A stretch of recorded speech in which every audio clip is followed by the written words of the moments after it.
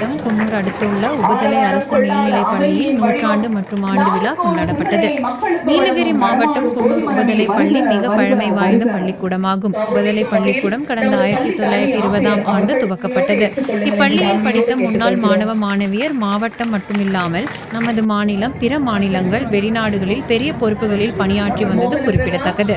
உபதலை மேல்நிலைப் பள்ளி ஆரம்பத்தில் 5ஆம் வரை, பின்பு 7வது வரையும், அதன் பின் 12வது வரை உயர்த்தப்பட்டது.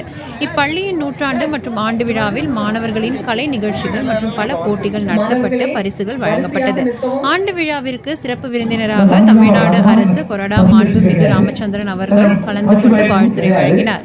அவர் கூறுகையில், நானும் அரசு பள்ளியில் தான் படித்தேன். நமது அரசாங்கம் அரசு பள்ளியில் படிக்கும் மாணவர்களுக்கு எண்ணற்ற சலுகைகளை நமது முதலமைச்சர் அவர்கள் செய்து வருகிறார்.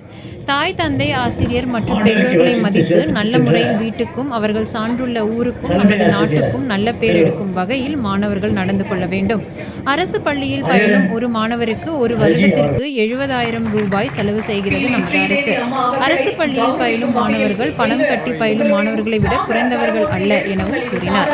மேலும் பல்வேறு அறிவுரைகளை கூறினார். மேலும் விளையாட்டு மற்றும் மற்ற போட்டிகளில் வெற்றி பெற்ற மாணவர்களை ஆசிரியர்கள், ஓய்வு பெற்ற முன்னாள் ஆசிரியர்களுக்கு பரிசு பொருட்கள், கேடயம் வழங்கி கௌரவிக்கப்பட்டது.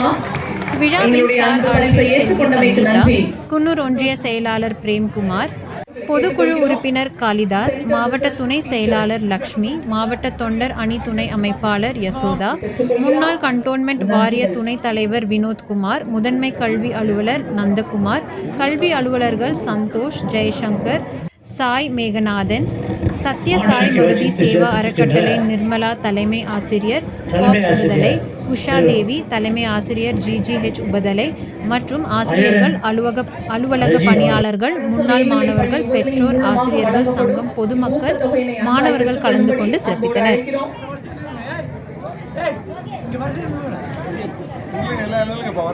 மாணவர்களே வரிசையாக நிற்கவும்.